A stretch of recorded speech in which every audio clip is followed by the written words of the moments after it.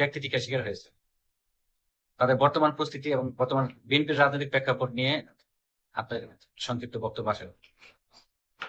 বিষয়টা হইতেছে দীর্ঘ 17 বছর যাবৎ শুধু বিএনপি সাফারার হয় নাই। বিগত আওয়ামী ফ্যাসিস্ট যে স্বৈরাচার সরকার ছিল তার মাধ্যমে এই দেশের আপামর জনসাধারণ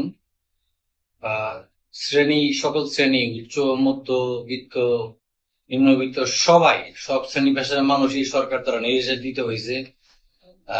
আপনারা জানবেন যে সামাজিক যোগাযোগ মাধ্যমে শেখ পরিবারের বিরুদ্ধে স্ট্যাটাস দেওয়ার কারণে অসংখ্য মানুষ জেলে ছিল, গুম হয়েছে, খুন হয়েছে, দলমত নির্বিশেষে হয়েছে। তবে বিএনপি বাংলাদেশের গণমানুষের দল, শহীদ প্রেসিডেন্ট জিয়াউর রহমানের আদর্শে গড়া একটি বহুদলীয় গণতন্ত্রের প্রবক্তা ছিলেন আমাদের দলের নেতা। তো তার হাতে এই দলটি গড়া এবং এই দলের আদর্শ জেনে বা এই দলের আদর্শ মানে পড়াশোনা করেছি, আদর্শ দেখেছি, বা বিগত দলগুলো যারা ছিল ওই দলগুলোর মধ্যে মানে পার্থক্য দেখার পরেও আমার কাছে মনে হয়েছে বাংলাদেশ জাতীয়তাবাদী দল আমার জন্য মানে পারফেক্ট রাজনীতি করার একটি দল। তো সেই অনুপ্রেরণা নিয়ে এই শহীদ জিয়া এবং বেগম দেশনেত্রী মানে পারফেক্ট রাজনীতি করার একটি দল। তো সেই অনুপ্রেরণা নিয়ে এই শহীদ জিয়া এবং বেগম দেশনেত্রী বেগম খালেদা জিয়া বাংলাদেশের ইতিহাসের সবচাইতে আপসীন নেতৃত্ব। তো দেশনেত্রী এই আপসীন নেতৃত্ব দেখেই আসলে বাংলাদেশ জাতীয়তাবাদী দলে আমরা অন্তর্ভুক্ত হই।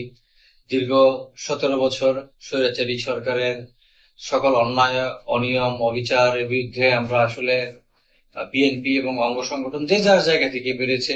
আপনারা জানেন গণমাধ্যমের স্বাধীনতাও ছিল না যে মানুষ কথা বলতে পারবে। তো আমরা দীর্ঘ 16-17 বছর আমরা আন্দোলনের এই মাঠ উর্বর করেছি। 2024-এ কোটা সংস্কার আন্দোলন এবং পরবর্তীতে সেটা জুলাই গণঅভ্যুত্থানের মাধ্যমে এই বাংলাদেশ ফ্যাসিস্ট এবং খুনি হাসিনার পতনের মধ্য দিয়ে, পালিয়ে যাওয়ার মধ্যে দিয়ে আমরা নতুন আরেকটি বাংলাদেশ পেয়েছি।